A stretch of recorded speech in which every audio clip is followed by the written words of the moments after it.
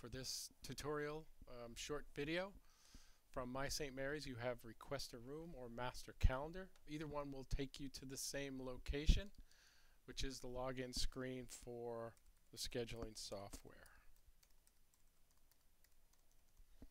Once you've logged in, it takes you to this landing page, which gives you a number of different pieces of information, some helpful links, some announcements from our office, snapshot of the weather, a request an event. But I don't want to request an event yet. I actually want to see if the space is available.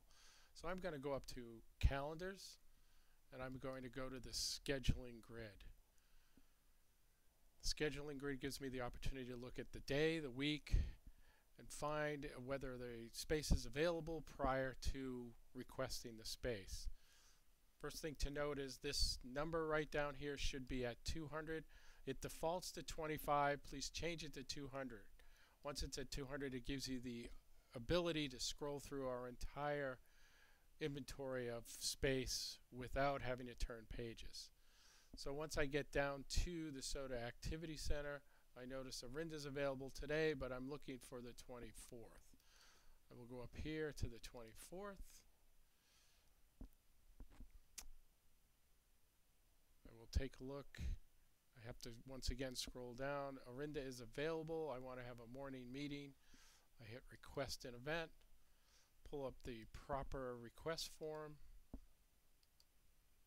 You'll notice that I've enlarged this screen a bit so that you can see all of the different aspects in the video. I don't want them too small. You'll notice that it says complete all three sections. Section 1 is the contact information.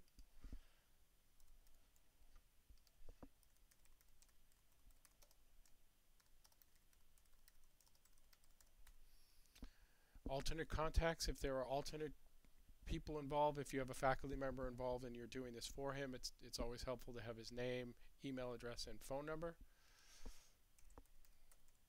That completed section 1, and now I'm on to section 2. The type of meeting it is, it's a breakfast. How many people are attending? About 25. The description, as I scroll down, I'm still in section 2 because now I have to pick the date for the meeting. So remember, it's the 24th. I go scroll back down here.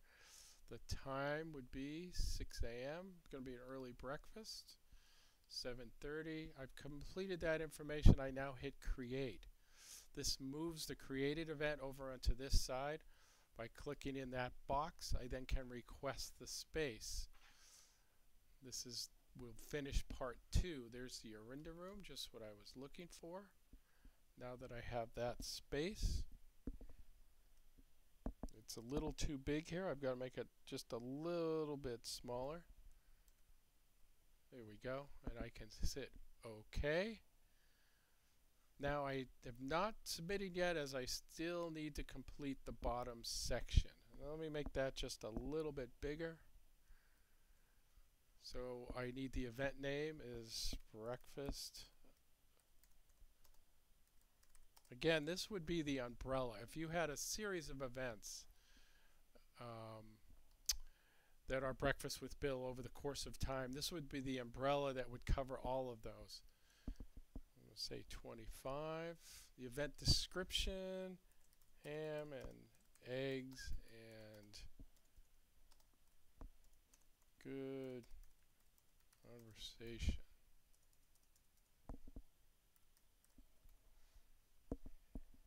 We'll get this right. Is it open to the public? No, it is not. Or guest speaker? No, it is not. Another addition to this form has been sustainability. If you're going to have any kind of waste, we're trying to be as sustainable as possible. Ask for recycling bins, landfill, and compost if you're having food. If you need more information, certainly contact Riley. But the setup information is key here, because this is, instead of doing a work order, you can put the setup information in here and a work order would be created for you. This is something you should do when you complete the form. This is not something you do later on. You need to do it now. I need 8 rounds of 6. That's 8 rounds of 6.